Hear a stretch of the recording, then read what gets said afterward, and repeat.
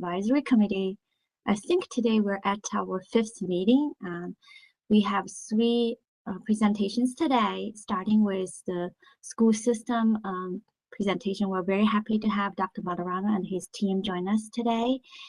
Welcome. And after that, will be Finance Director provide update on bond presentation, bond rating, as well as debt indicators.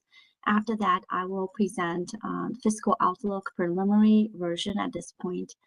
So I will start with our school system. Can the host please give Mr. Siddiqui the right to share screen? Thank you.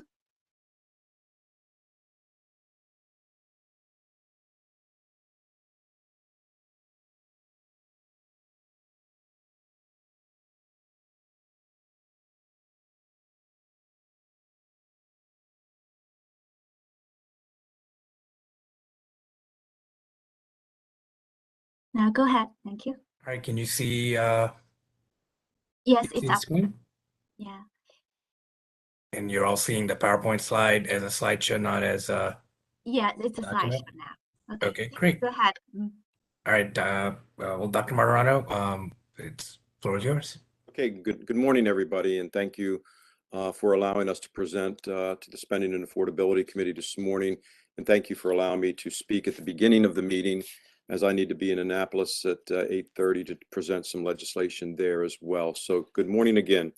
As I stated, I appreciate the opportunity to share information on the growth in the current financial situation and the fiscal needs of the Howard County Public School System.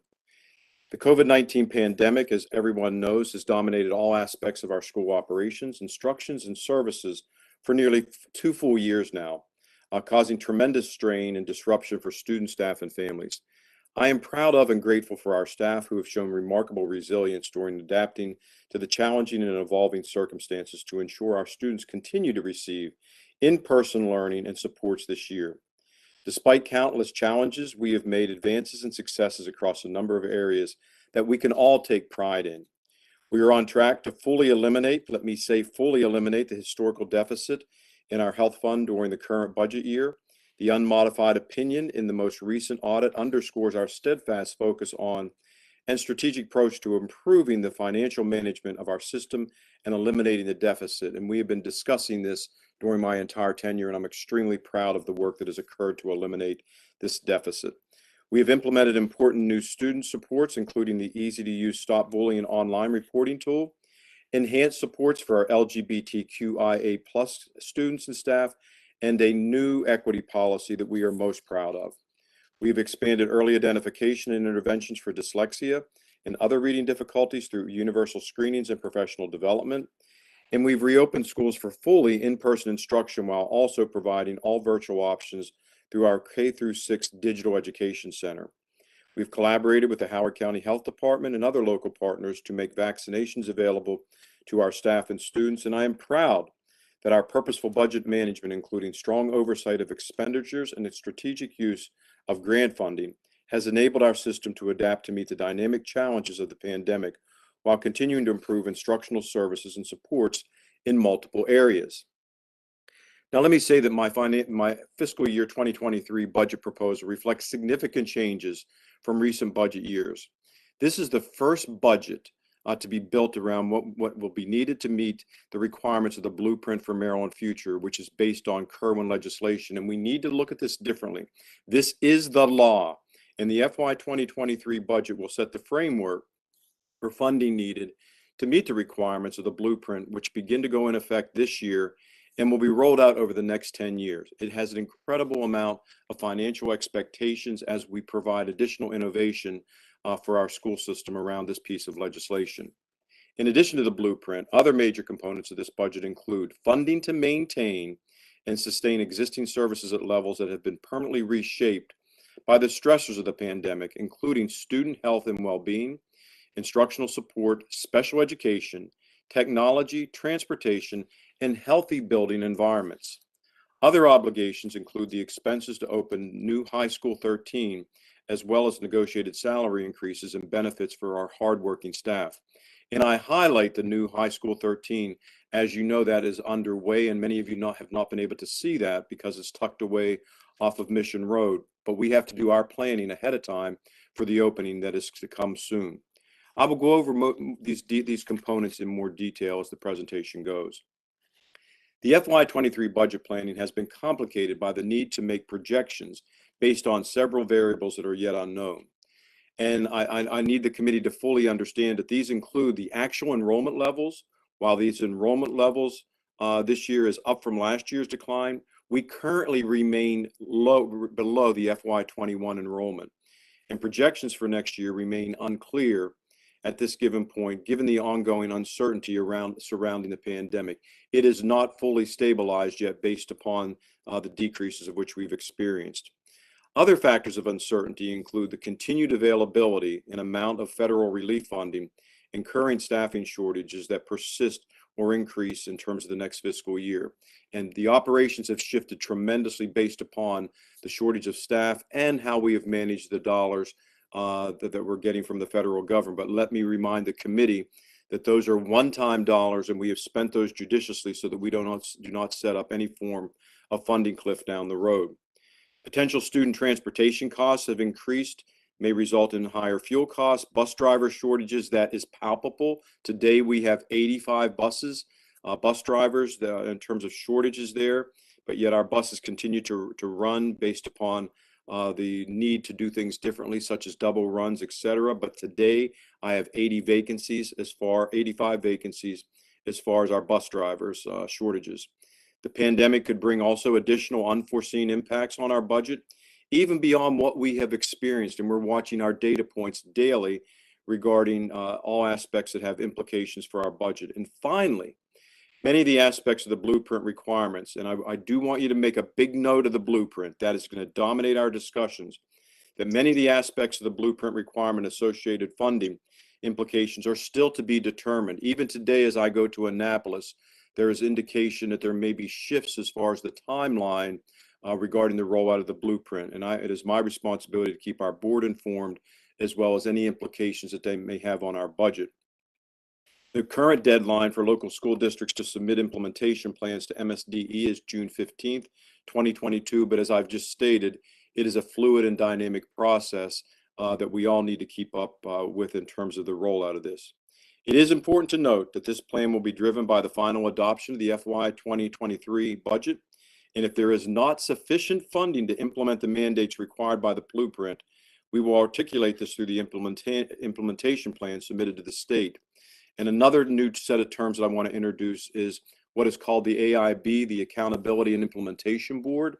And I'm watching very closely the level of accountability. If these mandates are not implemented, what level of accountability may that have for school systems regarding withholding funding from the state level? So all of this is very germane to what we're talking about in the overall long-term planning. As I noted, the blueprint is a dominant factor of this year's budget planning, and I want to continue to emphasize that throughout this presentation. I would encourage the committee to review the presentations related to the blueprint that we have shared previously with our county leaders in the Board of Education. I've gone through an absolute campaign across our county to inform all of our constituents about the realities of this legislation. And I'm again imploring the Spending and Affordability Committee to fully understand the implications of this legislation, as it is not business as usual for us. As stated, it is the law, and I can't ignore the law in regards to it. It is important for the budget planning to recognize that fulfilling the requirements of the blueprint, as I've stated, is a legal mandate for all Maryland school systems. And again, although most blueprint requirements do not fully go into effect in FY 2023, we must begin now to scale up in each area, because if we choose to ignore it one year, it just compounds greater the following year. The majority of the FY 23 expenses related to the blueprint are for the expansion of early childhood education and the first year ramp up of teacher salaries. And I'm going to use that to really be illustrative in terms of the requirements associated with it as I get into the specifics about the salaries. To ensure all children may begin kindergarten ready to learn, the blueprint significantly expands the availability of and access to free high-quality full-day pre-kindergarten. A tiered model makes early childhood programs more widely accessible to families of limited financial resources, and expansion will occur over several years. And we're into the conversations right now with our board about that implementation plan. As an initial step for the FY23, we must begin the expansion of existing half-day pre-K programs for 3- and 4-year-olds to full day, requiring the investment of $7.1 million, which you can see on the slide in front of you. And that requires 143.2 new positions, including both general and special education teachers. The Blueprint Teacher Salary Career Ladder, which is in that now highlighted blue area, and I really want you to focus on that and take notes on it, addresses a long recognized need to increase compensation to the teaching profession. And in summary, the Blueprint requires that every school system is expected to achieve a level of a starting salary of $60,000 by FY27. So in essence, we have 5 years to get there, and we need to unpack that in a segmented way to get there over time. We've already begun our negotiations. We've come to agreement with our bargaining units to move that forward, because keep in mind, our starting teacher salary right now is $50,000, and it is a $10,000 increase to get us to that $60K right away. And if we do it in 5 years, and if we do not, if we choose to ignore it this year, it still compounds in the following year. I would just have 4 years to achieve that goal as well.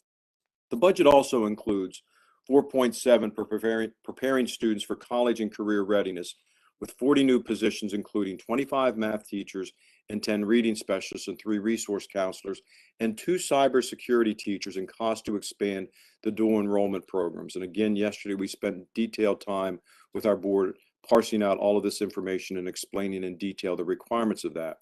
And finally, our first year budget includes $2.1 million to build our organizational capacity in the areas of human resources, legal, finance, and administration to meet the governance, accountability, and reporting requirements established by the Blueprint. So already you can see early in the morning, this is a game changer in terms of the information which I'm sharing with you.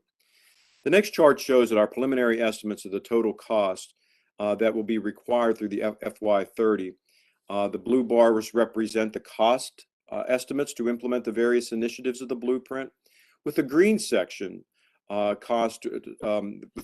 representing the estimated in terms of the state formula aid to fund the initiatives. Our very preliminary results show that by FY30, the cumulative cost to achieve the Blueprint will likely exceed $265 million. Based on the Department of Legislative Services estimates of the new state aid, new revenue to cover this cost would only grow about 104 million, leaving a very sizable funding gap of more than 160 million. And this is a daunting slide that I hope that we will spend more time explaining to you in detail, the requirements of the local level to move this forward to meet those requirements. And again, this is something very significant to acknowledge, that the reason for this gap is that while the Blueprint legislation recognized the need to substantially increase the required revenues to fund education, and the new funding formula significantly increased the level of per pupil funding, these formulas adjustments do not take into account all the funding that will be needed to implement the Blueprint requirements. Here in Howard County, education is funded well above the baseline formula per pupil funding. We are funded based upon the required maintenance of effort, as better known to all of you as MOE, and the Blueprint does not escalate the maintenance of effort per pupil funding to account for the increased costs of the Blueprint. This means that fulfilling the Blueprint mandate and meeting the needs of our students will require substantial local commitment of above maintenance of effort funding. It is important to note that none of this is new information to our community. We have been discussing this challenge since August, once the legislation was finally resolved in the summer, when we began our public conversations with the Board of Education to discuss the Blueprint implementation, and have had an opportunity to discuss this now with our county executive, county council, and the Howard County General Assembly delegation. I firmly believe that we can be a leader in demonstrating our commitment to implementing these new initiatives to help students and staff, and we will be working continuously and collaboratively with our county leaders to help us implement these needed reforms. And if I haven't said it already, I'm going to say it again. It is the law, and I have no choice but to follow the law, and we cannot choose to ignore this. Let me just continue as I move through this. This budget proposal also includes essential investments and new positions to enable our system to maintain and sustain service levels that have been drastically reshaped and redefined by the pandemic. While we've had historical staffing levels below recommended ratios for student support positions such as counselors, psychologists, and health services staff, the pandemic has brought our challenges regarding meeting the needs of our students to the absolute forefront. We can no longer simply absorb the heavier weight and expectations for meeting the educational and behavioral health needs of students who have been impacted by the disruption of the pandemic. The increased poverty, social isolation, and stress affecting many more students are often manifested in academic struggles and behavioral challenges that require our attention. The FY23 proposed budget shores up critical areas in health and well-being services, instructional supports, special education to ensure our schools are equipped to reshape and meet the needs and the health and safety educational needs of all of our students. $7 million is budgeted to maintain existing service levels and support growth in the number of students receiving special education services. This investment includes staff salaries and benefits for 144 new positions, as well as funding to increase the budget for pooled positions to respond to enrollment uncertainty, non-public tuition, contract labor, and other costs. Our system, as you know, you've heard me talking about this for the last year, has experienced a critical shortage of special education staffing for several years that we have been addressing over the last 3 budget cycles with significant funding increases to add positions and provide resources. Additionally, technology has been the core of delivering instruction since the start of the pandemic. Over the last 2 fiscal years, we have rapidly expanded our use of technology to support and deliver instruction, including implementing a 1-to-1 student device ratio and a new digital instructional platform. We've leveraged those dollars from the federal and state levels to advance the initiatives, to look for those opportunities to make advancements in our technology. The FY23 proposal includes $26.8 million to sustain our technology investments in alignment with the technology strategic plan. This includes 15 new positions, student devices, including life cycle loss and damage replacements, software licenses, networking, and peripherals. Also included are teacher headsets, monitors, cameras, and other technology for the classroom. Student transportation services, if I haven't said it once, let me say it again, have experienced significant disruptions during the pandemic. The FY23 proposal includes $5.2 million to strengthen our transportation services with 4 new staff, including bus driver trainers and a behavioral specialist to purchase 4 rescue buses to limit route disruption when a bus breaks down. This proposal also includes $4.6 million to support more extensive needs to ensure healthy and clean school environments that have emerged with the pandemic, including enhanced cleaning protocols, the use of the MERV 13 filters and HEPA filters, and other necessary investments to fulfill the need for greater air filtration. Ventilation is one of our major mitigation strategies as we address the ongoing concerns of COVID-19. The budget proposal also includes funding to meet several other essential needs and obligations. Expenses to open the new high school in the fall of 2023 with a total of $2 million, including 14 new staff positions. The budget proposal includes $7.1 million for the full implementation of the FY22 labor contract scales, plus $16.2 million placeholder for staff salary increases, which are currently in negotiation. A competitive compensation package is absolutely essential in view of the severe labor shortage in the very competitive market for highly qualified and diverse candidates. And today I'm happy to report it's payday in Howard County Public Schools, and with the work of our county executive and the Board of Education, we've also used our monies to provide a bonus for all of our employees today. And today our employees will realize the first installment of that bonus of $900 in their paycheck to ensure the ongoing work and support and retention of our staff. We entrust our staff with our students in education and care, and staff are increasingly strained from the challenges meeting the students' escalating needs of the pandemic, and we thank them every day. Also related to staff compensation are employee benefits for both existing and new positions totaling 18.2 million for increased costs for health insurance, Social Security, Medicare, and pension costs and contributions.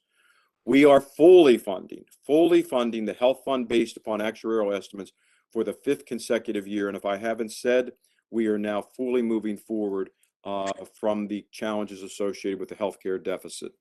We are increasing the level of the budget turnover savings by 9.4 million, bringing the total to 16.5 million for FY23. And finally, our obligations include the continued responsible use of the federal pandemic relief funds to support the many increased expenses during the pandemic. And let me again put an asterisk by that. That is grant funding, and those dollars have to be managed judiciously so that we do not create a budget environment of a funding cliff that overstrains our budget. They are one-time dollars and have to be managed as such. They will end in the near future. The total FY23 operating budget totals approximately $1.07 billion, representing year-over-year growth of 112.5 million, or an 11.7% increase. The budget proposed to use 11.6 million of fund balance, which is significantly less than the 27 million used in the current year's budget. And again, this is an extremely important slide that I know that we'll spend more time on discussing as well. I'm trying to move forward, and I've got just a couple more notes that I want to talk about as well, and some things as well as the capital budget. This table in front of you also now, the summary of changes in county funding. This table summarizes and compares the FY23 proposed budget to the FY22 budget. Absorb that slide for a moment as I talk through this. The FY23 proposal includes county funding totaling 748.3 million, representing an increase of 107.5 million from the FY22 budget, or about 16.8%. The maintenance of effort, MOE, funding required by the county is projected to decline in FY23 by 16.8 million. This decline has been factored into the above maintenance of effort request, which totals 136.8 million. As a result, year over year, the request for recurring county funding increases by 119.9 million.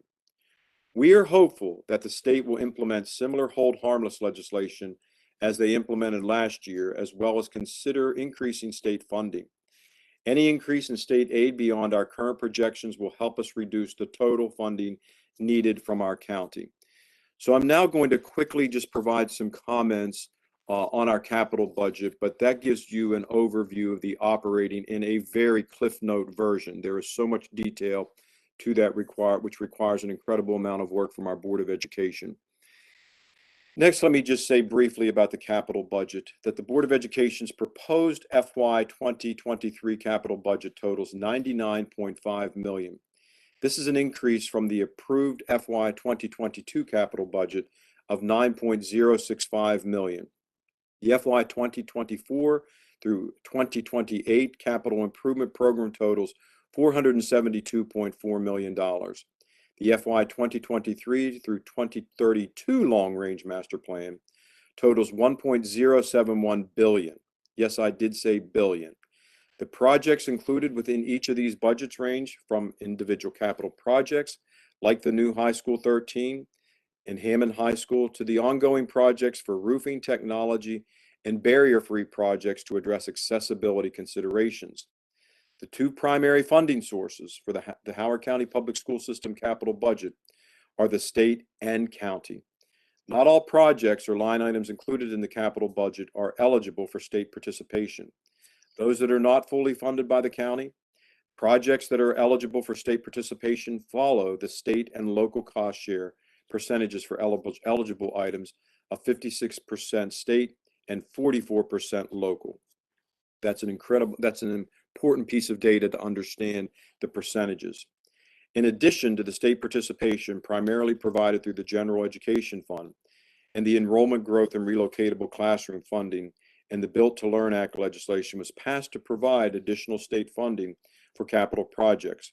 Howard County was identified in the legislation to receive 6.6% of the funds, which is available, could equate to 145.2 million, over the 10-year span of the program. Hammond High School is the first project to be identified as eligible for this funding and will receive $34.9 million in the Built to Learn Act funding. Although administered by the Maryland Stadium Authority, this fund allows many of the same guidelines as the General Education Fund, including the state and local cost share. And along with the challenges of balancing the available state and local funding, with funding that seems to become increasingly limited, the challenge that is presented to the capital budget is how to manage the increasing enrollment, programmatic needs, spatial requirements, and facilities maintenance. As mentioned previously, let me say it again, enrollment has been affected by the uncertainty surrounding the pandemic. However, prior to the pandemic, Howard County was one of the fastest growing school systems in the state, at a rate ranging between 700 to 1,000 students each year. Typically, in competition for capital funds with the enrollment growth has been the management of our aging assets. The management not only includes the continued maintenance of our facilities at the high standard, but also addressing the continuously aging systems and deferred maintenance. While these need to be continuously discussed, other needs of our school system rise up to be included in the conversation. Our spatial needs for growing staff and programs is a variable that is increasingly difficult to address. New legislation requiring new or adjusted services often come with the requirement of expansion of space. An example of this is the blueprint from Maryland's future discussed previously. I think, in fact, it has dominated my entire presentation. With the continued need for capacity within our facilities, space required for the blueprint programs is not readily available within our current facilities. With the pre-pandemic growth and anticipated return to normal in our county, each of these items presented a difficult challenge for the foreseeable future to the budget within the funding levels currently available. To the members of the Spending and Affordability Committee, it has been a pleasure to present to you the very brief presentation of a very complex matter of a very large budget that has so many different variables in it. And I look forward to working with all members of our community to fill the requirements of the legislation and to meet the needs of our students. Thank you very much. Thank you very much, Dr. Maturana. Very comprehensive presentation. And I also want to take opportunity to compliment your staff. Both your operating and CIP team have been working very closely with the county and also provided detailed information. This includes a multi-year projection, which I understand is still preliminary projection for blueprint implementation, which is very helpful. We're in the process of reviewing the detail, and we'll follow up with the school system for clarification shortly. And also, as you are already aware of, the administration has been reaching out to your office and try to schedule leadership meetings in the next few weeks, hopefully started that dialogue and digest the information and jointly work on solutions. But thank you so much for working. Dr. Sun, thank you for your comments. And let me just highlight for the committee, if I may just take one more minute. We really have worked hard on our collaboration between all of our stakeholders. And I really want to commend our county executive, Dr. Ball, our county council, our delegation, and our Board of Education for all joining hands as I've defined these challenges to address them. And Dr. Sun, just let me say one more time, thank you for your collaboration with my team as well, because these are daunting challenges. And in many ways, we are leading the state as far as the information associated with this. As I stated, I'm on my way to Annapolis now to meet with my colleagues around these topics and then to advance some legislation on some other topics as well. And so I just look forward to the collaboration because, as stated to members of this committee, it is the law. And I, as a superintendent, cannot choose to ignore that. So thank you very much. And to everybody, have a wonderful day. I do need to go. Bye. Thank you.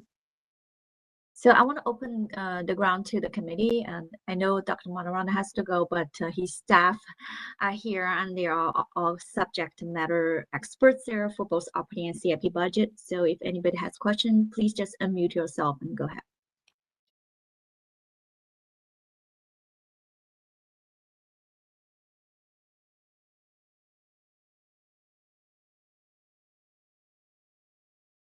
This is Khalid Hassan. I just had a quick question about, Dr. Maturana mentioned pre-pandemic growth of enrollment.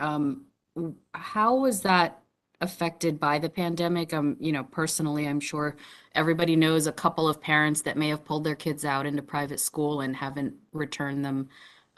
What are the numbers looking like this year compared to pre-pandemic enrollment? That's a really good question, Ms. Hassan. We certainly see before the pandemic, we were growing at the rate of about 1,000 students every year, and Right. we've seen obviously we had some enrollment loss as a result of the pandemic in 2020, as you mentioned, due to a number of reasons, parents putting students either in private school or homeschooling or other alternatives. We have seen some enrollment come back up and are projecting it to continue to go up, but certainly not at the rate that it had been going up pre-pandemic. Mr. Lubley is on the line. He's our director of school planning, who can weigh in a little bit more on just the specific numbers. Thank you, Chief Siddiqui. You are correct. As noted, we were on a steady incline of enrollment prior to the pandemic. The exact factors that you mentioned are the variables that have affected enrollment. If everybody will remember, prior to the pandemic, the Board of Education and the school system went through a comprehensive redistricting for the school system in 2019 as well. We had been seeing some variables related to the redistricting and then went directly into the pandemic. So it's a combination of those factors. However, we do anticipate a return back to quote unquote normal attendance and enrollment. When that will happen, it is unsure. That is dependent on a lot of different things, including if new variables come out. But we have in the last 2 years actually seen a decline. It was most prominent 2 years ago, and then this past year it started to level off. So we are not necessarily seeing an incline right now, but we do anticipate a incline and return back to pre-pandemic numbers, hopefully this coming year. Mr. Lubley, good morning, Scott Washington, Chief Operating Officer. I know that our numbers for this year, I think we're approximately 57,500 students.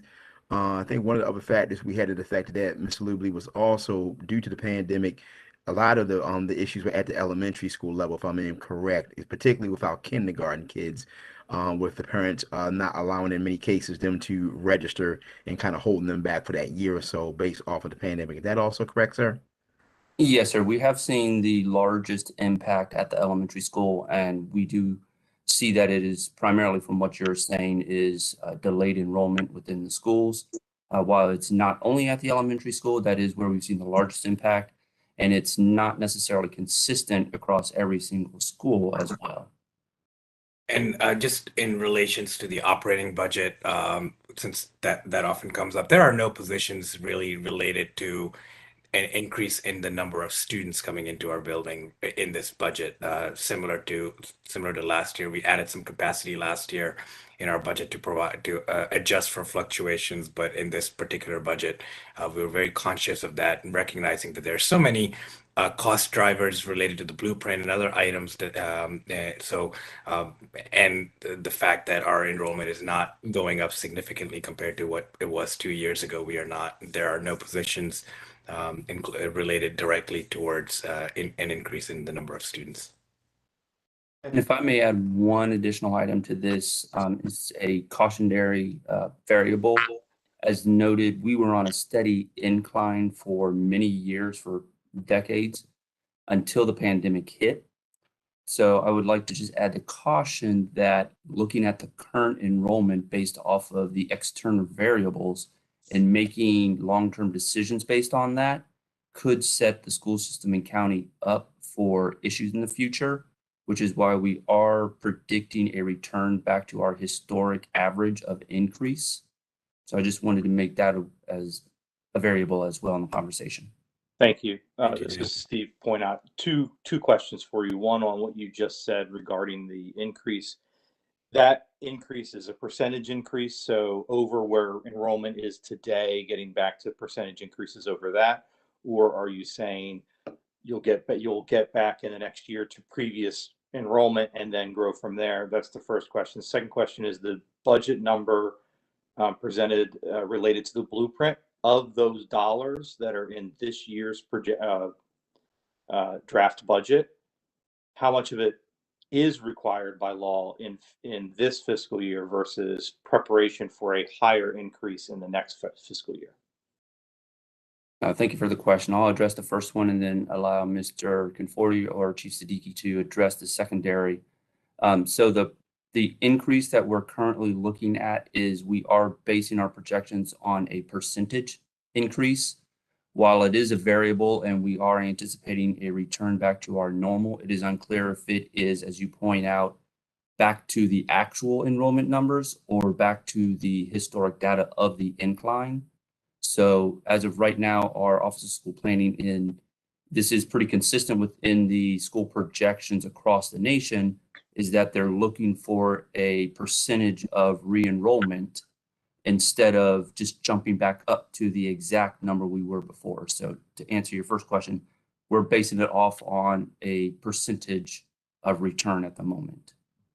Mr. Siddiqui or Mr. Conforti, would you like to address May I follow up on that? This is Richard Clench. Is there any tracking of where the enrollments have gone down, and is there a possible demographic bubble popping back up as COVID ebbs? I know so how do we, I mean, if it's mostly kindergarten students delaying enrollment, isn't it possible that there's a bunch of these students waiting to come in to age in? That could be a possibility, sir. Yes, we do have the enrollments, the official enrollments from September 30th of this past year. So we do have that information, and it is possible, but as I forget who said it, but the enrollment or the delayed enrollment of kindergarten is not the only factor that we've had. There are families who have chosen to either homeschool or go to private school. There is possibility that they may come back to the public school system as well. Those are unfortunately factors that we do not have historic data on and are difficult to predict. But there is a possibility, as you note, that if one of the largest factors is the delayed enrollment, that those students could then show up all at once or in a diverse amount of time throughout the next couple of years. And Mr. Luba, I saw in the chat that I think is that Miss Hassan asked for actual enrollment numbers for years 20, 21, and 22. So we'll have to get those numbers back to them. Understood. Let's put that information in the chat. Well, I was going to say also, just going back to the increased numbers as well. That's still, I guess we've got the 11, almost nearly 12% increase being requested for this year, but then that still further factors into maintenance of, that ties back into maintenance of effort. So ultimately, we still have that same increase. That now sets, I guess, a new floor for next year, correct? So the budget as proposed, yes, would set a new floor for next year. But as Dr. Martirano shared, we're actually based on the enrollment decline. We're looking at a decline in the maintenance of effort for this next year. Most of the cost drivers are not related to actually, none of the cost drivers are related to enrollment. They're related to the blueprint and just maintaining the current service levels, and then addressing high school 13. And then I guess on that, because so much of that also we were looking at related to teacher salaries and so forth. Have you looked at ultimately how that may impact, whether that's, I guess a couple of things I'm thinking about. One is wage compression, because now you're increasing, as you increase the floor, and how that, are you going to end up having to increase salaries, ultimately with various steps, because of, if you're starting at 50 now and then you got to start at 60, then those that were at 60, are you having to increase those as well? Or again, are you going to be looking at wage compression, which then subsequently could factor into retention issues? And how does that all tie back to the budget? Or have you had a chance to kind of Leonardo, can we ask them to finish answering the question I asked first, which was, I'm sorry, how much of the blueprint dollars that are in this year's budget are required for this year, or in Gotcha. preparation Okay. for a bigger increase for next year? Thank you. Okay. So the short answer, Steve, is I know we're short on time, is all of the blueprint dollars that are required, that are in this budget, are required for next year. That this is For the all fiscal year based that we're on- budgeting right now, or for next fiscal year? for the fiscal year that we're budgeting for in fiscal year 23. So Okay. all of these things we that's why we've got the multi-year projections. Darren has done a tremendous job working with our Curvin coordinator and our teams to build these into the budget. And at the end of the day, we really just looked at what is required on July 1 of 2022. Okay. We started fiscal year 23 for us to Okay, be. and then that ties into Leonardo's question, which is how much of this is of that $16.4 million, I guess, in projected increases is not only at the starting salary level, but also across the board to increase other teachers because of the wage compression, right? Leonardo, that's what you're asking? Yes. Yeah, and so it's a combination, as Dr. Martirano stated. Our salaries are negotiated, benefits are negotiated. The costs that are baked into the budget are a combination of all of that. Darren can speak a little bit more into where we are. What we can't necessarily get into. I know we're still in negotiations with some of our units, so we cannot necessarily get into a whole lot of detail related to that. But yes, we've factored in the fact. Really that it's a requirement to meet that 10% threshold by 2024 to provide an increase essentially between 2019 and 2024 of a 10% to all teachers. But then also the $60,000 floor, that's a statewide requirement. So part of our thinking is not just about how do we get to that minimum level, but also really thinking about Howard County as a destination employer. We get, most of our teachers live outside of the county. If all jurisdictions are raising that level up higher, we've got to be thoughtful and forward thinking about what the challenges might look like in the future. A quick question here. It seems to me, this is Todd Arterburn. It seems to me that all of our focus is on spending, where our focus really should be on results. So I'm just wondering if there are any metrics in place that help the taxpayer to evaluate whether the results justify the spending. That's part of the accountability and implementation board. There are significant reporting requirements from the blueprint that we will be reporting out on. We are in the process right now of updated our school system strategic plan as well. So a lot of this ties in with that. So yes, there will be metrics and there will be very regular reporting requirements that will be upon us in order to meet those thresholds to get additional funding. Can I just get back to MOE for a minute? This is Ellen Flynn-Giles. The MOE, as you budgeted, is at the current rate of enrollment, but if the waiver is granted by the state to the 19 levels, that MOE will go up. Sure, but it wouldn't necessarily. So the MOE essentially is the requirement on how much the county is required to fund based on enrollment. Which is per student, which is based on per student, JTAP. So it's if your threshold goes up, if your enrollment is based on the 1,600 to 2,000 that we lost between 19 and now, then and what the MOE was based on last year for the waiver, then if the legislature goes forward, that base enrollment number would go up and the MOE would go up and the threshold for the following year would go up, correct? Darren, weigh in on that. I don't. It wouldn't change our budget for next year because we built our budget assuming that we will get the funding at the current levels. But Darren, go ahead. Yeah, no. Good morning, everybody. The MOE calculation has changed with the blueprint legislation. It used to always just be the prior year's September 30 official enrollment, which we know has actually declined. But the blueprint legislation changed it to the greater of the prior year enrollment or the 3-year average enrollment for the 3 previous years minus the pandemic year, which is school year 2021. So the calculation's a little complicated, and I have some additional information that I shared with the board on Wednesday that's available on the web that explains this in more detail, and I can share that with the committee.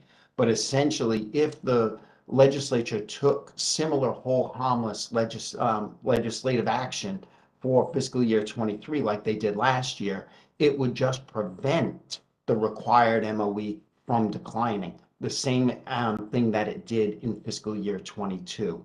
Because right now what is happening is the per pupil amount of funding is going down, as well as the enrollment base going down for fiscal year 23.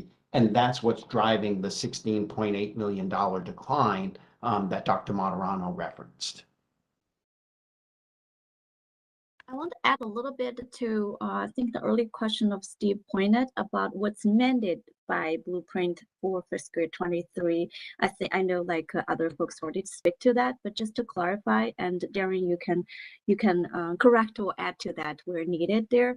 My understanding is the state Blueprint has multiple milestones of deadlines there. For example, minimum wage, I think it's mid-year calendar year 2026 has to reach certain level, 10% pay scale change there is by sometime in 2024. So there are different milestones there. The dollar amount represented superintendent's proposal captured are based on a multi-year proposal based on each year how much of this get implemented in order to reach that ultimate goal from the school system based on different assumptions about how much state aid is going to get and how much each step you're going to have based on assumption about the salary scale adjustment, etc. So that's just to meet mandates by different milestones there, rather than that year is a locked stone number. So I just want to clarify on that. And also in terms of the design of the program there, that's also still in the process of discussion. I know the school system are working hard on that there. As Leonardo just alluded, for example, in order to meet the minimum wage on that, then there are some hinted change to other steps and other grade as well on that. So that is up to discussion, and that's what I think school staff put together the plan. I think that's already incorporated in this design as well. So I just want to Holly, real quick, will we know all of this information and where it sounds like you're gonna be having meetings with the school system's meeting with the state, trying to learn all this. Are we gonna know all of this by the end of this month, or I should say in the next 2 weeks, as we begin to draft our report, or is our report basically going to be subject to more information to follow?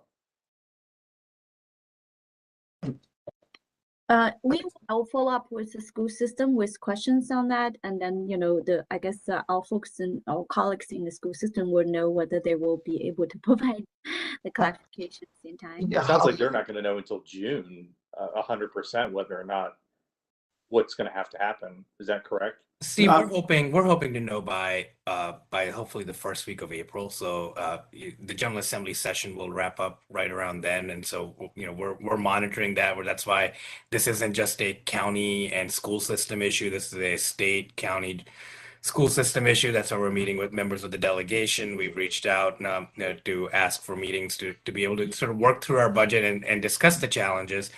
Because we're not the only county that's in the position of having to meet these mandates, but no requirement. In many other districts, there's a requirement for local counties to actually significantly increase their local contribution. So that's mandated by law. There's that mandate because Howard County has in prior years or historically really funded us at higher levels. We're not one of those jurisdictions. Darren will shake his head or jump in. We're at about 275%, or where we know states requiring other counties to be. So other counties are going to have an issue with how do they raise the revenue to meet the mandates. Our issue is more of the implementation. As Dr. Martirano stated, we believe in these reforms. We believe that these are much needed reforms. I'm not disagreeing any of those things. So our challenge is going to be so April is what I would say is I think, when we'll have an idea of what the General Assembly does as far as any hold harmless legislation, but also any breathing room.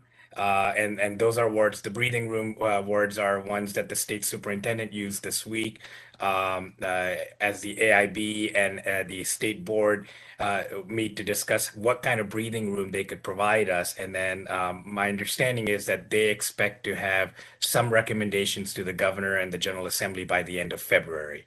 So Short our answer, you response won't to know it what is changes are, right? So short answer is you won't know much exactly. beyond what we have. We're working within what we know. And at the end of the day, the big question is how much of this increase is the state going to cover? Not into your mind, not that the increase needs to happen. And so even if they cover a good bit of it, it's still going to be a greater increase than funding from the county last year. Sure. And Darren shared on Wednesday, if the committee reviews the report from Wednesday afternoon's work session, based on preliminary estimates, we are seeing that the state aid may increase by about $17 million. We haven't gotten sort of the background for where they're getting that, so we're going to continue monitoring that and hopefully get some additional information from them. So preliminarily, we do have that coming from MSDE. So clarification, that's 17 on top of the 20.9 yeah, million assumed, right? Yeah, I Go was ahead. let me clarify, right, the state, and this is a really important point that helps to inform this discussion, and I want to round out some of the comments that Jahanta was making.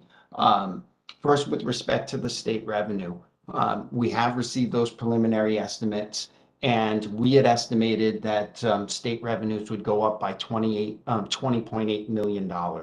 The preliminary estimates we've now received from MSDE are indicating that the state revenues could go up by 38.5, almost $38.6 million.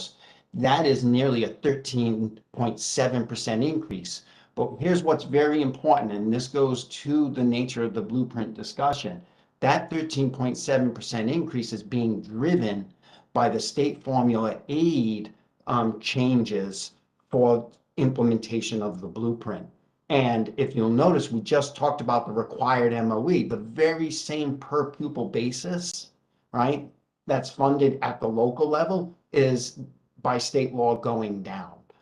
And so that's some of the disconnect that's driving that very large above MOE request.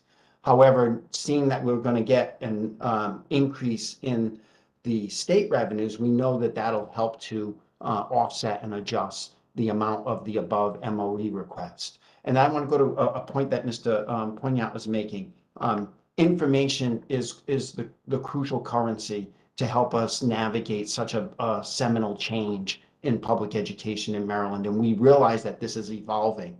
And we went to extensive efforts to document and share our assumptions on how this budget was put together. And so I strongly encourage to review the superintendent's proposed budget book. It's available online. I can put the link in there, and really to go through the section of the budget that's referred to as the factors influencing. And there's a whole subsection in there on just the blueprint with multi-year projections and dollar amounts based on the best information we had going into January 20th, which we already know is old. We've got new information to change that, but we want to continue to share that information, put it out there, because we know this is going to require, you know, full support of all of our partners to realize the vision that the blueprint really is going to take us for improved education here in Maryland. So focus on that factors section. It'll lay out by layer of the blueprint. And Holly, you mentioned this. There are milestones for where the different programmatic policy imperatives of the blueprint kick in. And you'll see that in the cost projections that are included in the budget book. Also, with respect to some of our earlier conversation around enrollment, the enrollment history back to 2014, as well as the actual enrollments for the last couple of years, and the projected enrollment and budget enrollment numbers are also included in the budget book. That's shown on page 58 of the budget book, which is right after the factors section. So lots of information is in there for us to be able to have the collaborative discussions we need to about what is a whole bunch of complex and interrelated moving parts. I'm going to raise my hand again. It's Ellen Flynn-Giles. I just want to remind everybody that this is the superintendent's proposed budget. This is not the Board of Ed's proposed budget, which will not be approved until close to when we write our report. And in fact, last year, the budget increased the day that our report was issued. So just to remember that this is a budget that is still subject to change. And so we need to be monitoring what those discussions are and make sure that we're aware of where those discussions are going and where the priorities are going to be identified by the board. Thank you, Alan. Absolutely. Thanks, Alan. It's an iterative process for us. We go through, you know, the superintendent by law is required to advance a budget to the board that articulates the complete needs of the school system. That's in state law. I think we've discussed that with the spending affordability committee in prior years. The board then has an obligation to advance the same thing, and then we work with the county executive and the county council, and really it's the collaboration over the next few weeks, this time with the state, not just with the county, that we'll have to work on. Thank you. Thank you very much. All right. I want to again thank our colleagues at school system provide very good information, but also a lot of Q&A. That's very helpful. We'll continue that communications here between now and the budget get adopted in the next few months on that. So, but thanks again for your help on that. Our next speaker will be Finance Director, and he's going to share information on the debt indicators as well as credit rating. So let me pull that information on the screen. Now, 1 minute. The PowerPoint. Okay. All right. Are you able to see it? Not yet. Not yet. Okay, yes, we do now. Okay, cool. Right. So good morning, everyone. I'm Rafiu Ihila, Director of Finance for the county. It's a pleasure to be here today. Not on the committee, but I wanted to share some of the critical information with you. So move on to the next slide. Our goal today will be to talk about the credit rating, the current debt management policy measures, debt measure projections, bond authorization process, and of course, our authorized but unissued bonds. Next, of course, on the rating, Howard County has always received the highest possible rating, AAA, for 24 consecutive years from the 3 major rating agencies. They are Fitch, Moody's, and Standard & Poor's. Because the county executive, when he came into office, made this credit rating one of his priorities, which is to maintain a AAA rating, because to allow us to borrow money at a lower possible cost. And one of the second priority he had regarding our finances was to make sure that our rainy day fund investment strategy is looked at and try to see what we can do to make sure that we are in line with all the AAA agencies. So, of course, before I move on to the next slide, Harley, for issuing $150 million in bond sale, we save approximately $1 million over the life of the bonds because we are AAA. So that's critical for us to be aware of. On the credit rating criteria, of course, we have, if you go to the next slide now, Harley, sorry. The 3 major agencies do issue their own criteria. Of course, if you look at the way their ratings go, we have the strongest and highest possible rating, which is AAA from all 3 agencies.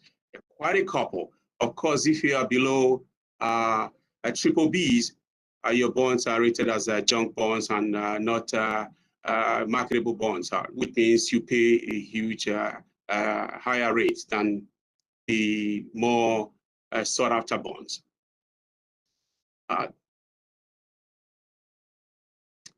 This is one of the slides that has been an issue for us in prior years.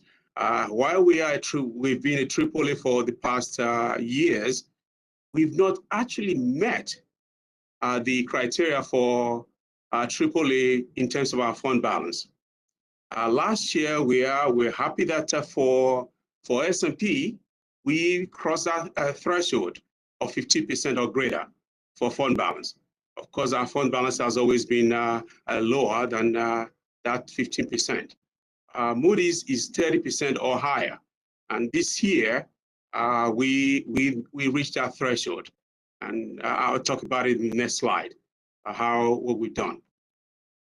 On this slide, the county executive, the county as a whole made a huge stride in increasing our general fund available fund balance outside of the charter requirement of 7%. That's all we're required to keep on our rainy day fund. Mind you, the county has never used the rainy day fund. We've continuously funded it. However, this has been a bone of a source of question from all three rating agencies over the years. They want to know what we're doing to make sure that if we have a huge economic crisis, what do we do? So a few years ago, the county agreed that we need to have a policy reserve of 3% to bring our fund balance up to that level of 10%, which will help meet most of those obligations. And the county executive made a huge stride again this year by fully funding that 3%. And as you can see on that line of the $33 million, which is our policy reserve line item, that increased our total fund balance now that the county actually has at its disposal for rainy day to now over 10%. This is a huge accomplishment. And the goal, we so happened that we met with all our rating agencies yesterday and one on Wednesday. One of the questions that came up was, is the county committed to not touching this 10%? Because this is a huge factor for them. They don't want the county going to this 10% and using it whenever they want. They want to make sure that this money is there when we really do need it. Yes, they understand that for us to use it, we have to go through the budget or through the legislative process of seeking council approval. So this is really huge that we'll be able to make this commitment of the 10% like we've agreed to in our policy reserve line item. Next slide. The goal here was what our debt affordability measure. This is basically our debt as a percentage of our accessible base. Of course, the current policy does require that, well, this is actually the charter, I'm sorry, not policy, this is charter requirement, that our standing debt limit is kept at 4.8%, which is the maximum we can have. And the county's goal, internal policy has always been to make sure that we don't get to that number. And we've been doing okay in bringing that number to under 3%. In fact, we've not exceeded this year. Probably is the year that we're getting close to 2.3%.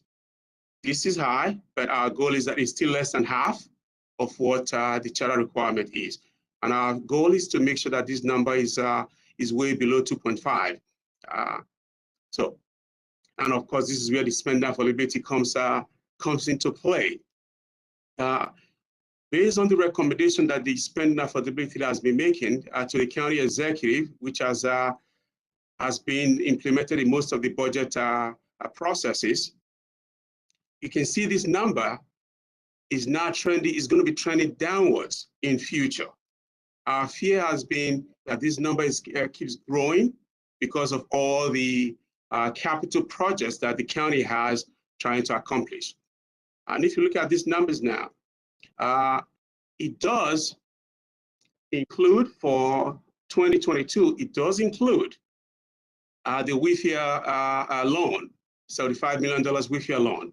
So we are hoping that this is going to be the highest number of debt as a percentage of accessible base. which is 2.19. The number should be trending downwards in future, which is really a good thing. And this is really a huge hallmark for the county. This will help us in our debt ratio. Of course, the current debt affordability measure, one of the second measure we have is the debt measure as a percent measured against the population on a per capita basis. This measure, again, is not considered by all the most of the rating agencies. However, it is part of our policy, internal policy, county policy, to measure that number. As you can see, for last year, that amount was $3,967 per person in Howard County, which is a population of 330,000. If you go to the next this slide, you can see that the number previously, as a percent of our income, this is slightly high because our income level, you can see for FY 2021 is $83,739. So if you compare that number to the per capita debt, is about 4.74%. So our goal is to keep bringing that number down. It was high in 2020. Of course, that was because of the courthouse. So this number should be coming down. On debt measure 4, the self-imposed policy goal to keep the debt service at 10% or less as a percentage of our revenue is a measure that I know we know that S&P do look at. We've been struggling with this number for a while because of the major projects that we embarked upon. The number in FY 2020 went up to 10.54%. And of course, this last fiscal year, it was 10.15. So we are hoping that this number will remain under 11%. Why? And because of all these major project debt service, as we level them off, would stay under 11. And hopefully within the next couple of years, we'll bring it down to the policy number of 10%. Yeah, again, over the years, because of the two major projects that we're going to be issuing debt on once, $75 million for the courthouse, and of course, the $75 million for the WIFIA loan for Ellicott City. So those numbers are factored into these projections. So you can see the number is going to be trending downwards, and in 2031, that number should be below the policy goal of 10%. So we are hoping that we keep working on this number and gradually bring it down. And of course, we equally are projecting that $90 million will be our issuance for debt for up to 2024, and that number should be coming down afterwards to the level of hopefully $75 million annually. So bond authorization and issuance process. Our authorization for bonds are in conjunction with the capital budget adoption in May. So specific projects are linked to the bond authorization, which means all our capital projects that we plan to issue bonds on are stated on our budget. So we tie all of those directly to the budget. We equally have a lasting period of 4 years once bonds are issued or are authorized to be issued. So if they are not issued within that 4-year period, then they lapse, which means we take them off the list. However, we do have, by going through the budget process, that we can reallocate those bonds to other projects, but it equally goes through the budget allocation process, the budget adoption process. So that is key for us, as we've talked about numerous times at this committee, that we follow the process. And of course, the county has a short-term line of credit, which is our bond anticipation notes. facility that we use to reimburse the capital projects outlays periodically. And then, of course, since we issue bonds annually, those that line of credit is taken down once we issue our bonds. So that short-term facility is what we use to run all our capital projects. And it works really well for the county.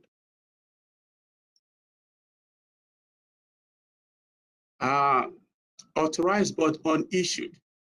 This number you can see, I think the one we really need to focus on is the general obligation bonds.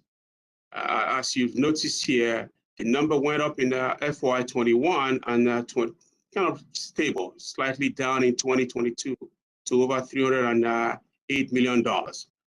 So we are estimating that for 2023, that number should come down to 281.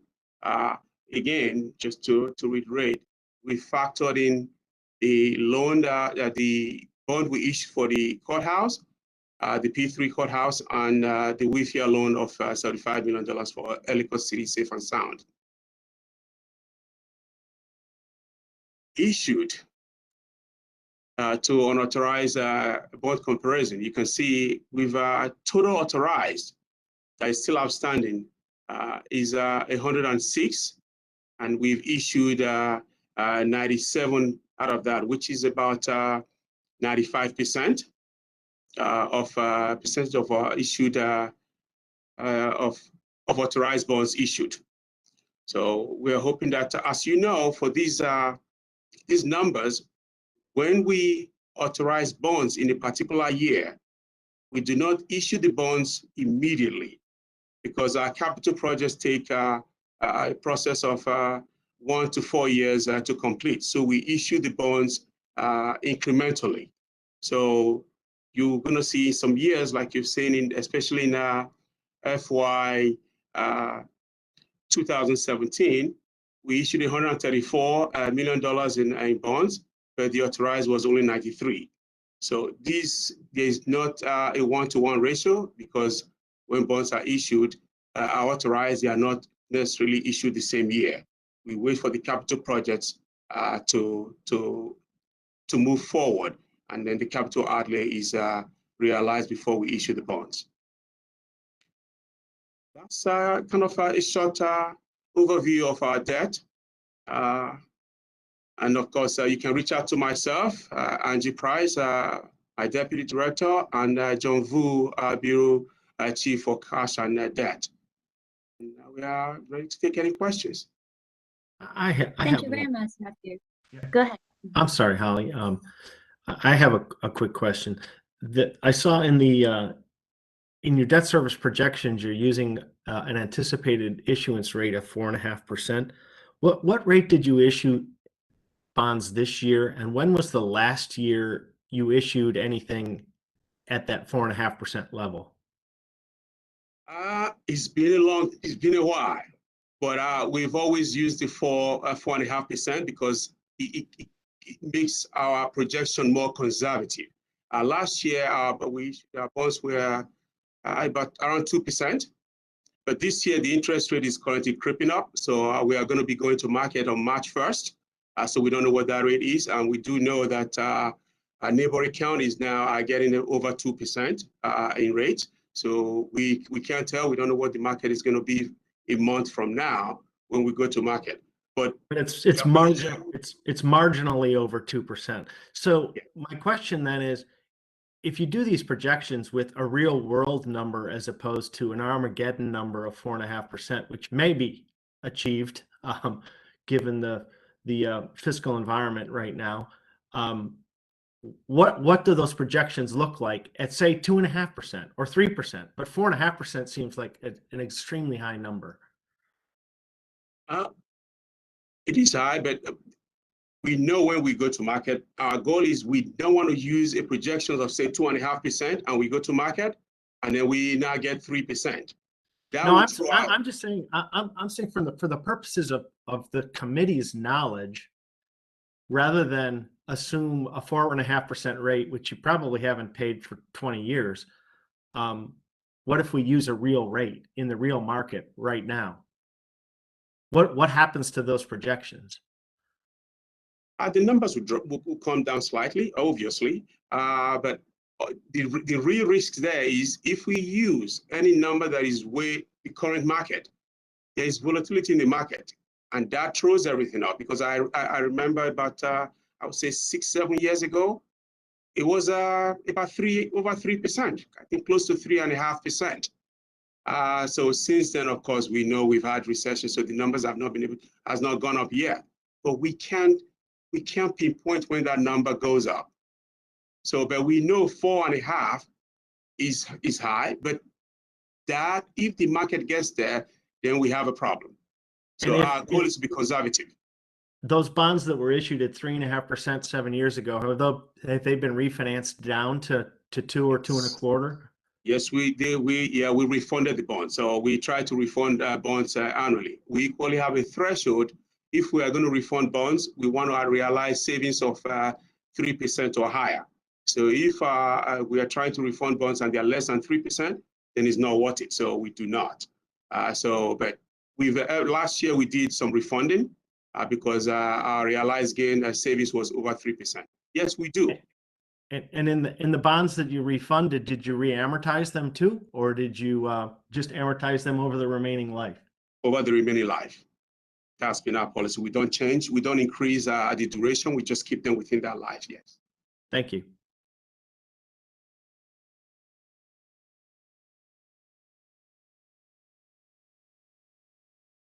Any other questions? Yeah, hi, Steve Hunt here. Just a quick question. I saw you had a lot of out-year projections and some of the percentages went down. In that model you built, were there any assumptions for new bond authorizations, issuances, et cetera? Or was that just based on if we did nothing for the next few years, this is what would happen? No, we always that's what I was trying to mention. For this current coming year, 23 and 24, the rate was $90 million. And then afterwards is 75. We always we know we're going to issue bonds every year. Okay, that's what because I did write that down as 90 million issuance of debt and 75 million annual. So basically you're assuming that we can't, and obviously this is something that we add into our recommendations. So your model is based on if we, for those out years, only recommend, and actually is the number that happened, 75 million. So next couple of years, bond authorizations. That's the assumption, yeah. Mm-hmm. Okay. So obviously, the models would change if that number went higher. Correct. Yes. Again, I think it's $90 million in the outer years. So if the committee recommends anything lower, then those numbers would trend downwards even faster. And of course, as we said, when the committee recommends, so the county executive and will have to accept, come up with a plan based on all the projects, all the needs in the county. And I know Harley, Dr. Son has been working really hard to make sure that we keep that number, try to live within the SAAC recommendation.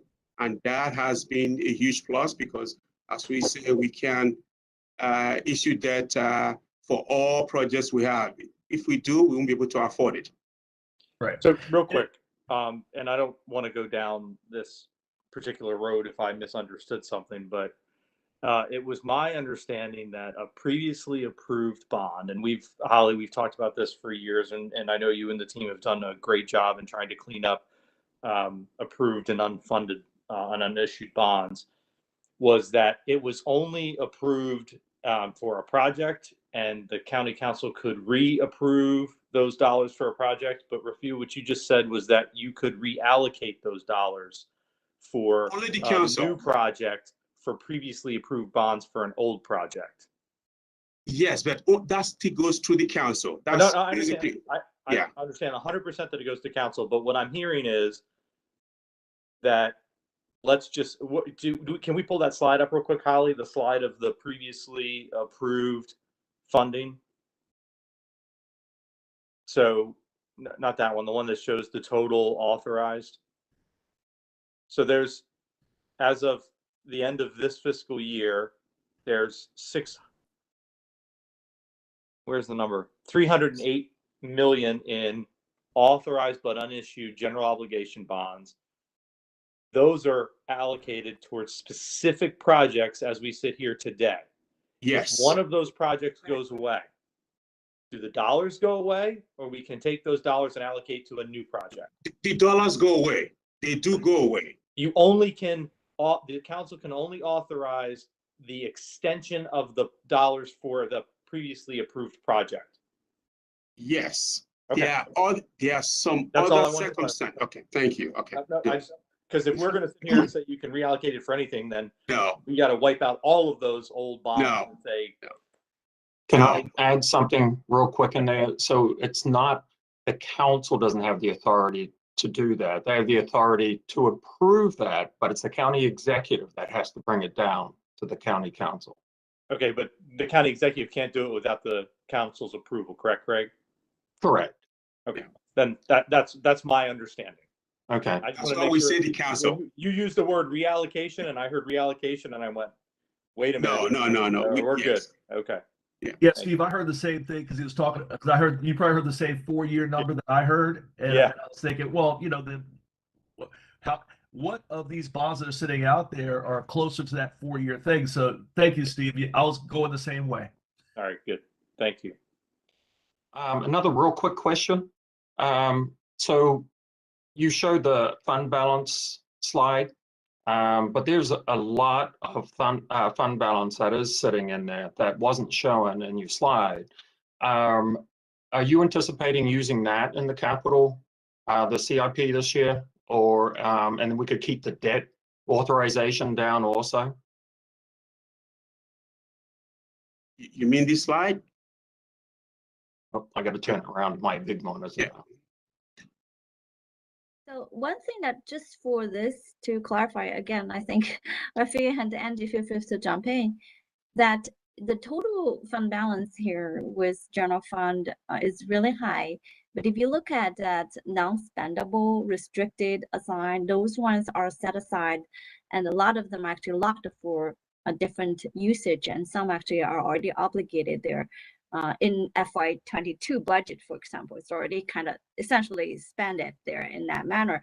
So unassigned is only 24.5. So it's not like all the 338 is available for usage in the future. I just want to make it very clear to folks on that. Thank you, Holly. That's absolutely correct. These are when something is assigned in the fund balance, which is it is spoken for. It is assigned to something. So it's not. Well, except for the bucket that says unassigned. Yes.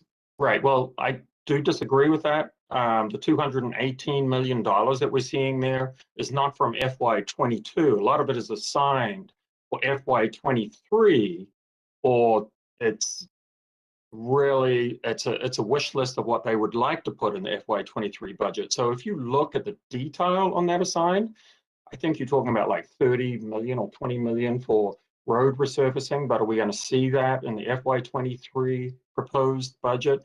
All I'm saying is there's a lot of funding in the assigned that isn't spoken for, and it could be put into the FY23 capital project.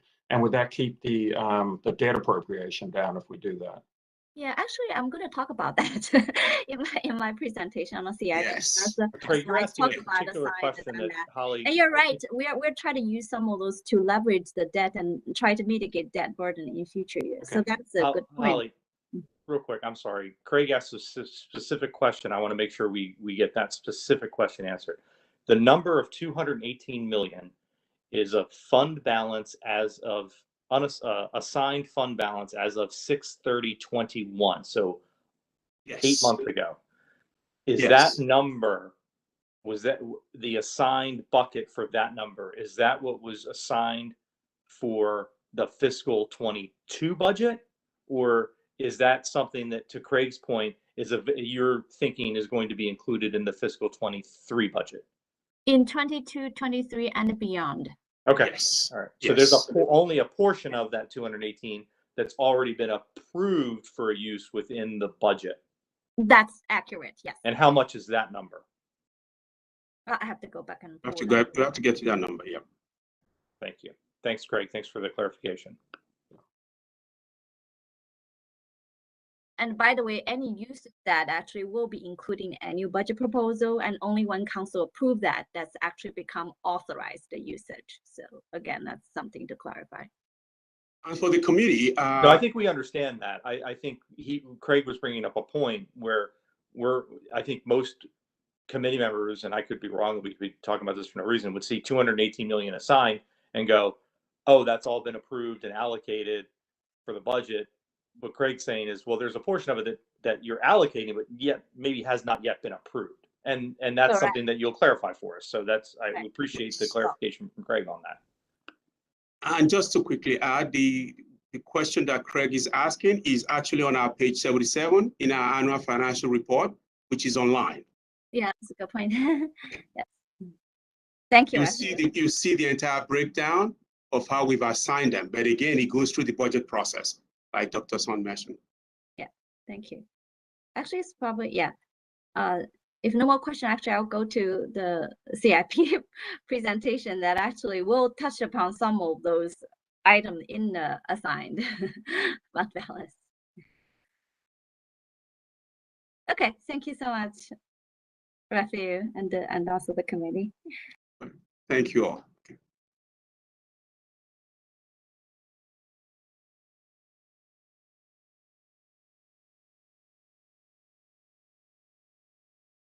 Let me share the other screen.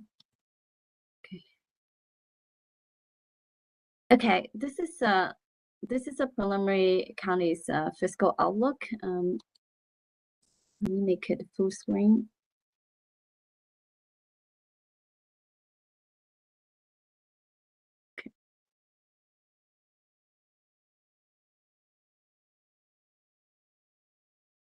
Okay, so just now we talk about CIP, so I will start with that. So the county CIP outlook in terms of long-term fiscal planning, I would say that we have made quite some progress since last year and the year before in collaboration with different stakeholders. So what's available in the new GEO bond authorized, as you can see, the last few years we have been taking down that new authorization dramatically. It used to be close to 100 million, and some years before that is even more than that. We have been bringing it down step by step, and we are actually authorizing bond at historical low level in line with the Spending Approval Committee recommendations in recent years because of the fact that the debt burden has been escalating, and actually some of the critical indicators are exceeding our debt ceiling internal policy there. So we are mindful and we'll try to continue that prudent management there. In terms of the available fund versus what's requested, I would also say that we have been making some progress there. What's requested from all entities currently for out years is on average about 95 million GEO bond needs, and 23 specifically requested 87.5 million. So let's leave a gap, a funding gap of approximately 20 to 25 million per year on average. Some individual years is actually more than that, but in general, we're looking at a gap of 20 to 25 million. So that remains a challenge, but it does represent a big improvement because last year at about the same time, at that point, we are looking at a much bigger gap, I think 3 times of what we are seeing today, because average proposal is 130 million GEO needs per year. And the year before that, it's even as high as 200 million a year. So I think it has been gradual, but we are making progress in collaboration, all the stakeholders in trying to bring down the request. At the same time, it's attributable to more effective use of different type of financing. So some of the strategies has been implemented, and also the positive factors that impacting overall debt burden is that one is that we are making more effective strategic use of cash pay-go, which is a one-time funding, sometimes come from one-time surplus due to whatever reasons there. And one good use of it is to use it to make cash funding for capital project, which can leverage and eliminate or reduce the debt burdens for that year and future years there. So as we just talked about, when we closed FY21, there was a unprecedented a surplus because nobody anticipated that in a very deep pandemic year, we were able to materialize the actually significant surplus, which I'm going to talk about later, for very interesting reasons there. So we were able to allocate a significant amount to support future years' capital needs. So that includes 30 million assigned fund balance there to help support the school system renovation in coming years. It could get spread in a few years. Try to sustain investment because we know there's critical needs there. There's also 60 million assigned to support two items. One is road resurfacing, which I think the committee here are very compelling presentations from our DPW folks about the roads are really need maintenance. There's a huge backlog on that. So this is try to sustain investment to road resurfacing, other maintenance needs there, and also try to mitigate debt burden while keep some critical projects moving in 23. For example, Alex City Safe and Sound, that's a very big project. We are using innovative, the Wi-Fi loan and other helps on that. Nevertheless, there is still huge amount needed directly from the county funding there. And also, as we learned, the one of the challenges remains is that actually the cost has been increasing very fast for a lot of projects, but for this one as well, the contract bidding was coming actually much higher than we thought on that, partly because of the overall construction cost increase there. So we're hoping can use some of the fund balance to support the project, keep them on schedule without adding additional debt burden than original planned there. So that's a very important part of the using the one-time pay-go to help support capital project beyond 1 year to sustain some investment on critical investment there for both school system and the rest of the county projects there. There are also more effective use of designated resources that the state aid actually has been improving and continue to be so for fiscal year 22 and 23. Because of the Build to Learn state legislation. So we are getting more funding that helps support our school system capital projects there. In recent years, as you all know, the county legislation was passed that raised both school surcharge and transfer tax, and that is going to gradually transfer into more funding that's going to provide needed help to some of the critical capital projects. That's also going to help eliminate some of the, at least mitigate some of the burden on the debt. We do have a continuous challenge because the needs are so big, even with everybody's efforts, there are still remaining gap, and those gaps are even smaller. It's getting more difficult to close because what's left are really, really bare bone. A lot of our own agencies, I know that has been done everything possible, knowing that I'm going to ask them to cut that coming to the bare bone and delay or reduce to only the most critical ones there. So what's left become very, very difficult to choose between try to delay further or cut costs there. But overall, I do think this overall CIP planning has made quite some progress in the past couple of years there.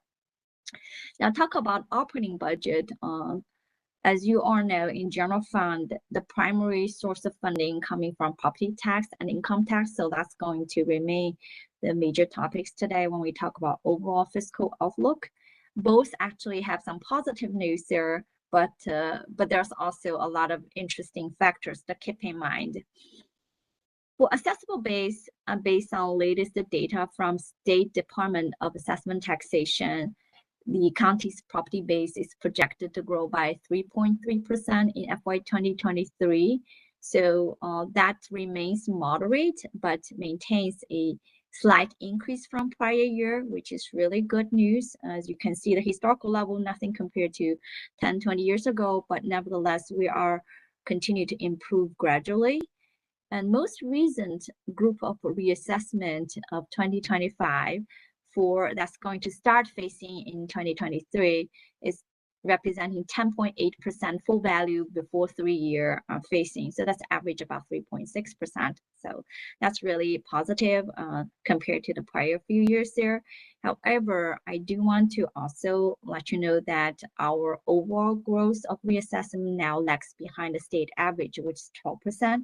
And also commercial base, which in recent years has been showing very strong growth, which is very helpful, and now does show some softening. So now it's no longer double-digit growth for full value, but only 5.7% in most recent assessment. And going forward, that could continue, and that one also fall behind the state average. A few factors impacting property tax there. There's both positive and negative side. The very positive side is a strong housing market. We have been see that in and felt that in Howard County and also neighboring jurisdictions. Their very strong sales price continued to maintain that high level. So one good thing is that it's going to help not only 23 but also future years here. Thanks to Maryland triennial assessment process. I think the committee by this time probably already very familiar with that, is that only 1/3 of any county's property get reassessed each year by the state, and whatever the gross value will get facing in the following 3 years. So some of the strong market performance not fully materialized in FY23 property tax, rather it's going to get spread in the next several years, which means that 23 is going to improve gradually, but also in the future years there, I think assessment should maintain some, again, still gradual, but continued improvement. So that's really good news. On the negative side there, we do see the softening in the commercial base, and that probably continue. I think Larry in his presentation mentioned the retail mall and some of those buildings there now have less demand, and also personal property, which is really business equipment, are expected to suffer the impact. There's a time lag for that, but I think starting in 23 we'll see some of that reflected, so that's going to mitigate some of the gain on the residential assessment side. Now, income tax is a very different story. It's we really go through the roller coasters, as I try to show on the picture. It's very difficult to understand.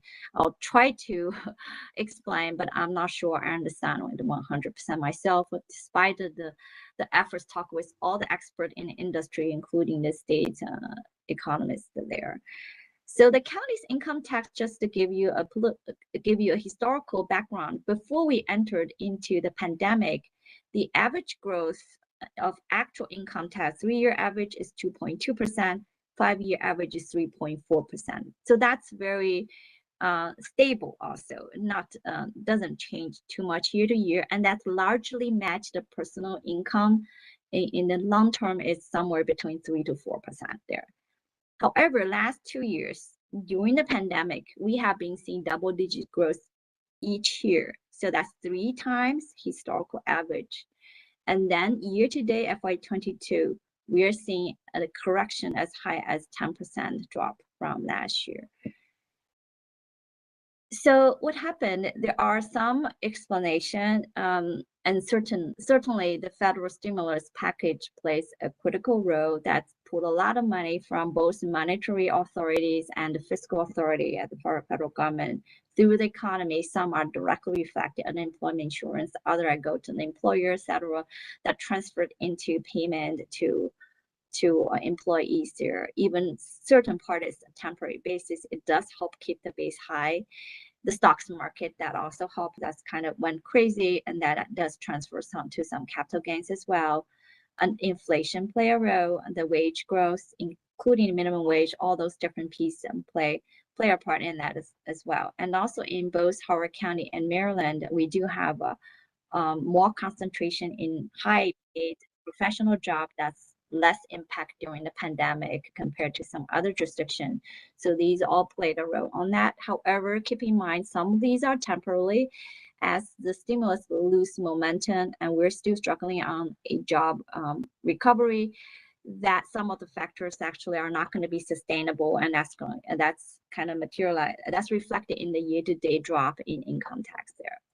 So at this point last year, we already mentioned that it's actually has been and continue to be very strange income tax performance as really delinked from economic fundamentals there, and some of this kind of bizarre strong growth there are going to come down because it's not supported by the same level of fundamental economic growth there. There's also continued to be the lagged impact because of timing, filing, refund, including like some of the withholding early employment insurance that's still trickling down. According to state officials, that some could get reflected in current year, and there are certain piece could even get captured in fiscal 23. So that's still going through the process there. And employment has been recovering, but still lags there, and I'll show you the graph in a minute there, and also obvious vaccine, pandemic, and other policy change plays a role too. So the employment, this is a chart I borrowed from Larry's presentation from EDA earlier there. You can tell that job has been recovery since the lowest point right after the pandemic, but at this point we are still 6 to 7% below the pre-pandemic level. So with that, obviously, it's even harder to understand why the income tax sees such a big jump that's really linked from the financial economic reality. Personal income growth, Dr. Clinch made the presentation the other day. Again, calendar year 2020 has a surprisingly strong growth compared to historical level due to some of the temporary measures. Primarily, we just talk about that. It's more than 5% in that year. And that's, however, projected to come down or soften in calendar year 2022 to 0.6% before it's coming back to more likely historical trend going forward, supported by the anticipated continued recovery of both the economy, labor market, and also the wages there, which is going to be pumped up also by inflation, likely at least in near future. So that's the general trend we're looking at based on economists' projection there.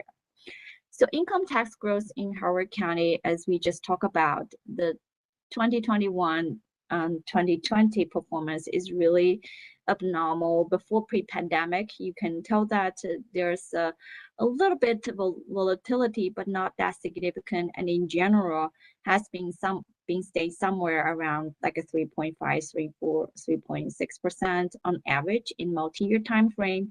2020 and 2021 is way above that, and also as a year-to-date data indicated there, we are probably looking into a correction in fiscal year 2022 to go more back to close to historical track on that.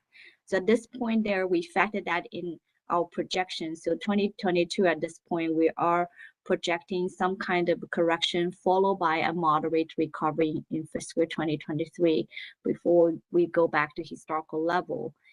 Compared to original budget, however, 23 income tax will still represent 8.7% because when we developed original budget, nobody knew 2021 will be so good. So we started with a much lower base to begin with.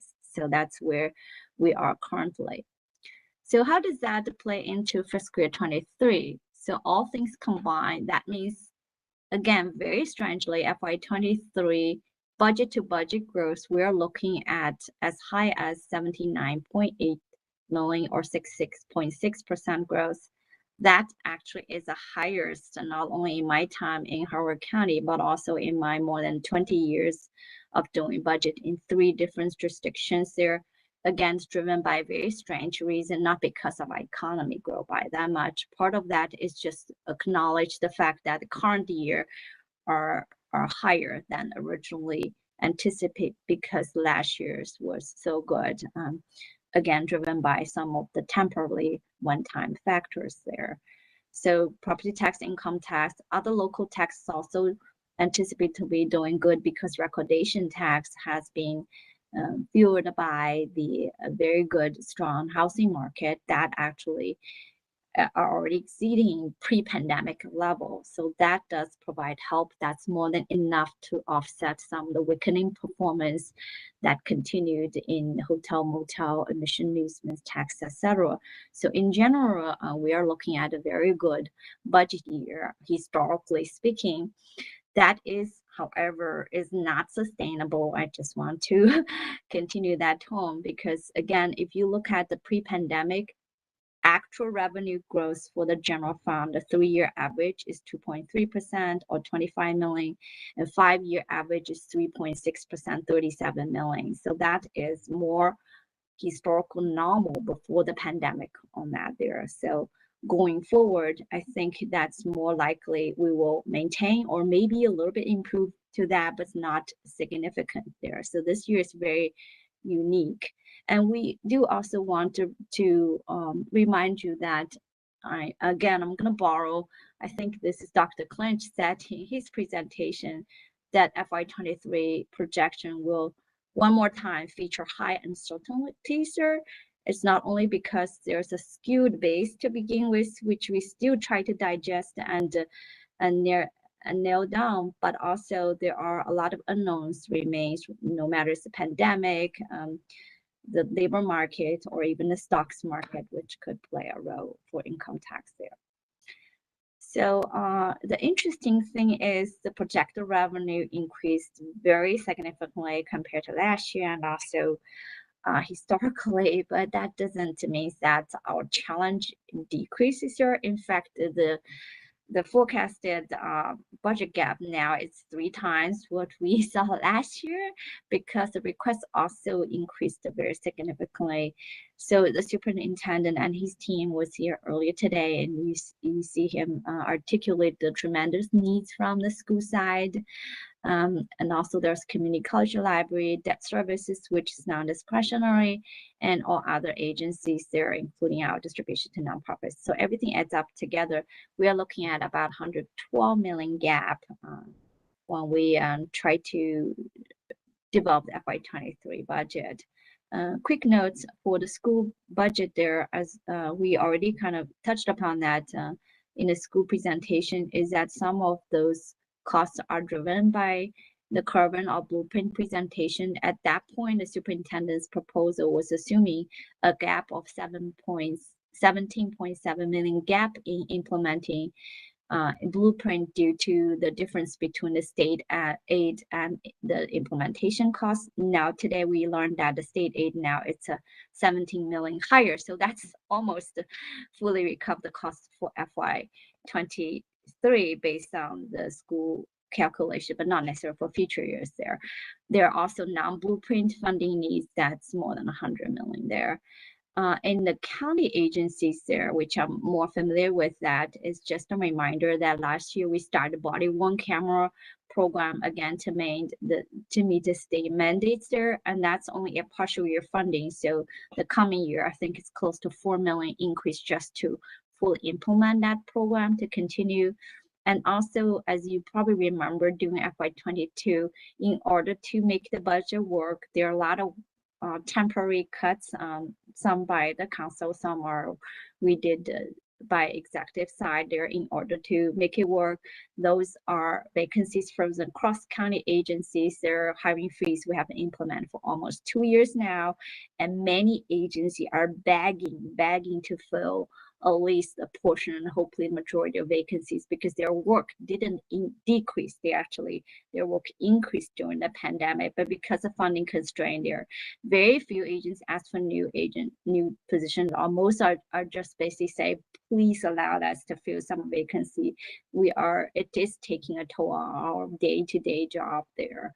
And also there are some funding temporarily cut on snow removal, on our contribution to healthcare costs and risk management. Those are underfunded last year. Those corrected base there probably need to happen at least to some extent in 2023. Multi-year projections here, again, we actually are improving in terms of on the revenue side. If you recall last year, the preliminary projection was looking at on average about 2.5% growth general fund. Now our updated projection is showing improved the picture, average about 3.4% for future years, primarily because we think that property tax base there will be doing better. There are still elements to consider, but in general, I think that should be better reflecting the housing market improvement net of other negative factors such as the commercial base.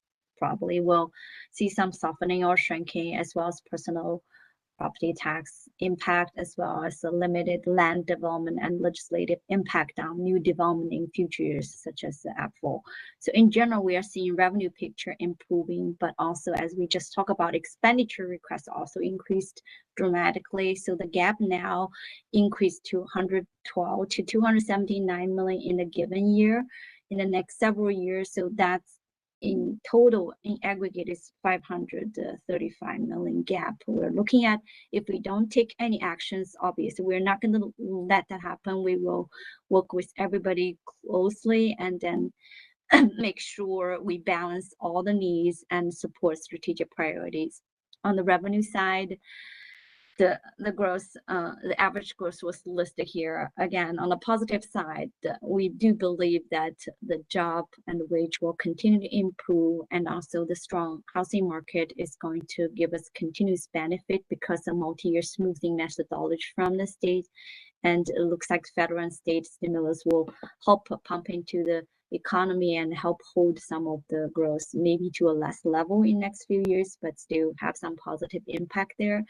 There are uncertainties, no matter it's pandemic, economic recovery, and also the lagged impact we mentioned earlier, stocks market, and also legislative actions that started a few years ago are going to have a slowdown impact on new development, which directly impact the new income tax, property tax, transfer accommodation tax associated with those new development there. And obviously the underlying issues there, the committee has rightfully pointed out on the demographic trend, aging population, the housing shifting to more multi-family units, as Jeff mentioned the other day, that also have income and property value implication that will continue to be the issue that's going to impact the long-term outlook. On the expenditure side, the overall growth is anticipated at over about 5.2% growth annually on average, and this is based on the projection from all the entities. They're collected from education entities, our own agencies, our finance, on the debts, so everything combined there. So as you can tell, that here's the spread down of the details there. But in the middle, I put a line to show where's the cumulative revenue growth, even based on improved outlook. That's roughly only half of what's demanded for the expenditure side. So in conclusion, I think we are looking into a year that financially much better than a typical year historically and compared to recent years, but our challenge is also going to be daunting. So in the next few months, we have to work closely with all the stakeholders, understand the situation, and sit down together, try to figure out strategies that's able to support high priorities, but understand that a lot of those requests, unfortunately, wouldn't have the funding to fully support because of the situation we talked about, even based on very rosy financial picture and improved fiscal outlook. So that's just my presentation. So we have a few minutes. I want to see whether anybody has any questions. Thank you.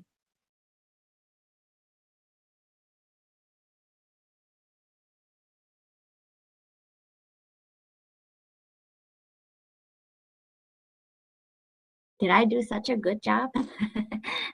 Or you just need time to digest on that? Yeah, there's a lot to digest there, Holly. Yeah. Please give it some thought. And actually, I think next Tuesday morning is the time that the group will get together and discuss the recommendations or thoughts to put in the report. So starting from next week, it will be Steve appointed, the vice chair is going to, of the committee is going to chair this discussion.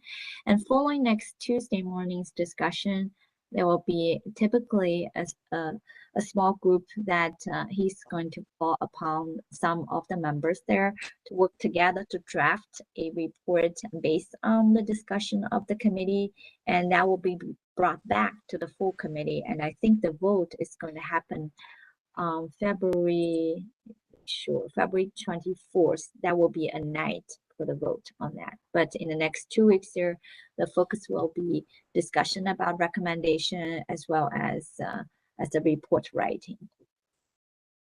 Hey, right. I had one just quick question. This is Richard. Yeah, Dr. Lynch, go ahead. From the finance presentation, he showed the long-term trends of improvement in the 4 measures, debt.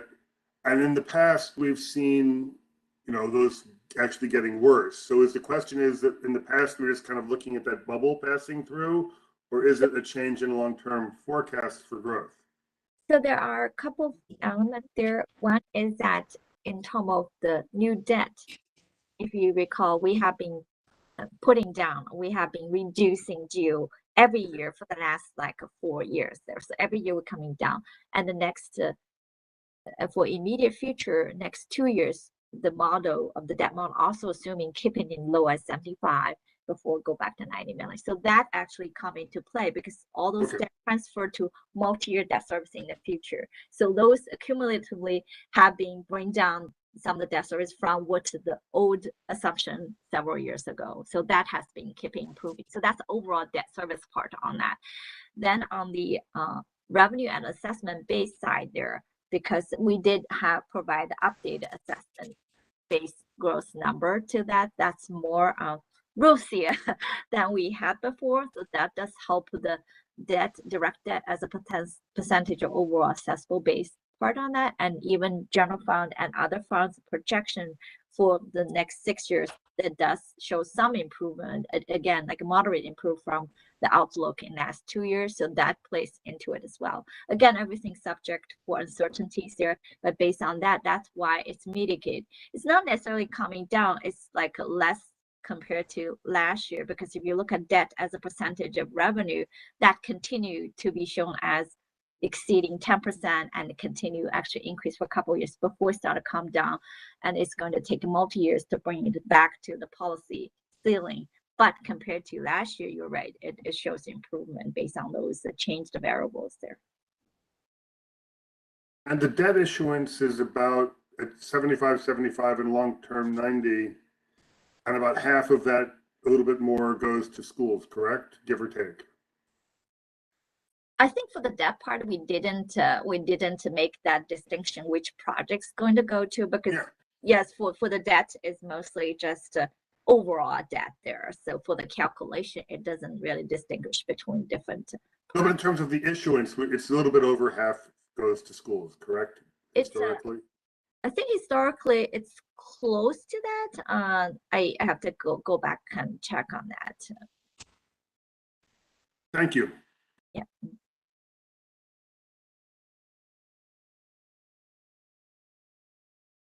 In preparation for next week, is it, I know in past years we've been able to get emailed to us all the presentations.